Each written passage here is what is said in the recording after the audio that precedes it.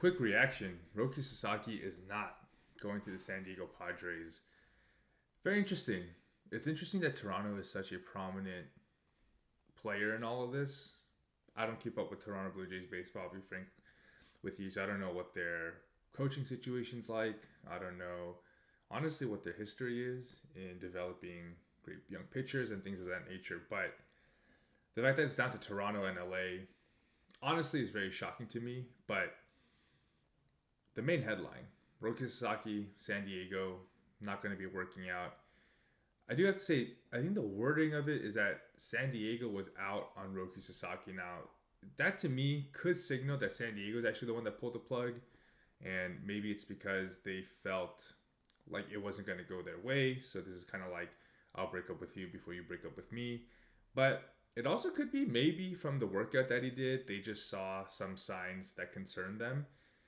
The interesting thing to me is that even if that were the case, he's so cheap that it still would have been a worthy gamble. If he was going to get Yamamoto type money, then I would understand maybe it's not the right time to make a move like this. But because he was going to be on such a cheap contract, I am curious as to, I guess I feel like that probably wasn't the reason why. It probably was the fact that he signaled to them that he wasn't going to come.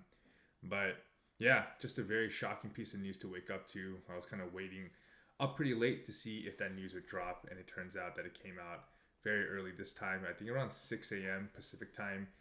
So it's not going to feel good for San Diego. If you are San Diego, I will say I think you should still feel good about your team.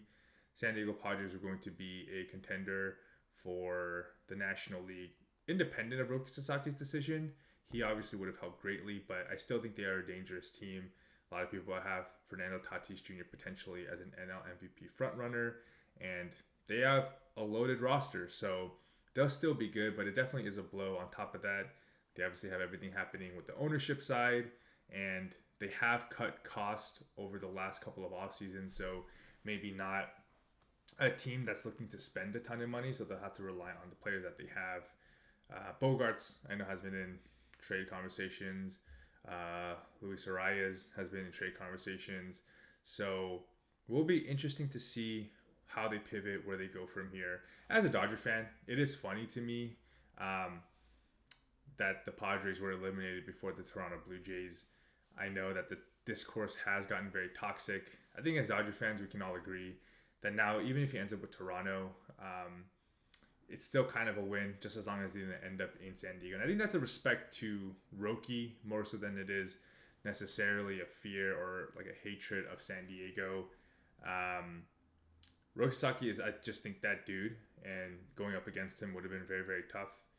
And as good as our offense is, as we know in playoff baseball, pitching is a really, really big component of it, and being able to run out a Sasaki, a King. Cease is still good, even though he struggled against us. Like that would have been tough. So definitely for the Dodgers, I consider this a win. However this ends up, but I still want Roki Sasaki on the Dodgers. I won't be as happy just because he didn't go to San Diego if he doesn't go to LA as well.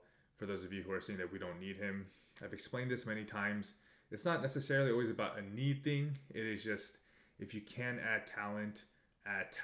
Don't overthink it. And Roki Sasaki is somebody that I want to add. No question about it. So we'll see what happens. He still hasn't made his decision yet. It's just he's not going to go to San Diego.